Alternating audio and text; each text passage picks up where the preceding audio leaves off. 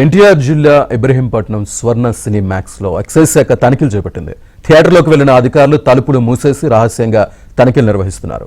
కల్తీ మద్యం నేపథ్యంలో తనిఖీలు జరుగుతున్నాయనే అనుమానాలు వ్యక్తమవుతున్నాయి. ఇబ్రహీంపట్నం పరిసర ప్రాంతాల్లోనూ ఎక్సైజ్ శాఖ తనిఖీలు జరుపుతున్నారు.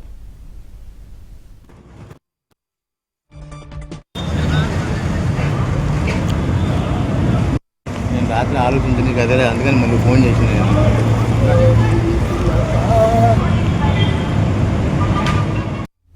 ఎక్సైజ్ శాఖ తనిఖీలకు సంబంధించి పూర్తి సమాచారాన్ని మా కరెస్పాండెంట్ ప్రసాద్ అందిస్తారు. ప్రసాద్.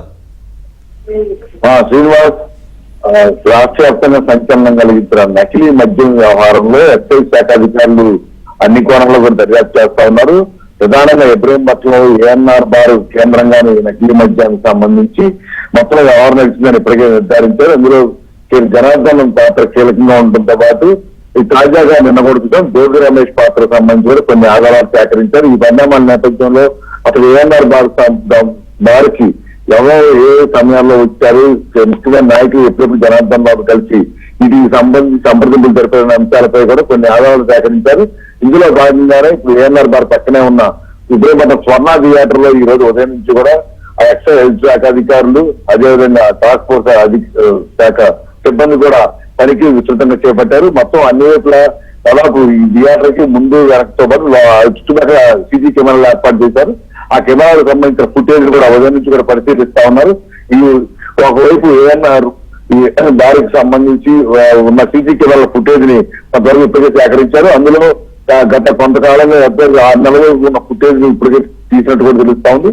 అందులో ఇప్పటివరకు జనార్దన్ ఆ బార్ లో కూర్చున్న సమయంలో ముఖ్యమైన నాయకులు, వైసీపీ నాయకులు కావచ్చు, టీడీపీ నాయకులు కావచ్చు, అలాగే జోగి రమేష్ సంబంధికులు కావచ్చు, ఇట్లా వీరందరూ కూడా ఏ సమయాల్లో వచ్చి అక్కడ ఎంతసేపు ఉండి ఉంటారు, అవే మంత్రాలు చేసుకుంటారు. దానికి సంబంధించి అక్కడ వచ్చిన కార్లతో సహా ఆ కార్ల నెంబర్లు కూడా సేకరించినట్టు కూడా తెలుస్తా ఉంది. ఇందులో భాగంగా ఇప్పటికీ సీసీ ఫుటేజ్ కూడా వారు స్వాధీనం చేసుకున్నారు. దాదాపు 2 గంటలకు పైగా ఈ మొత్తం పరిశీలన అయితే ప్రస్తుతం జరుగుతుంది. ప్రతి బృందాలు కూడా ఏర్పాటు చేసి మొత్తం 4 టీంలు అన్ని సీసీ కెమెరాల ఫుటేజ్ కూడా పరిశీలిస్తా ఉన్నారు.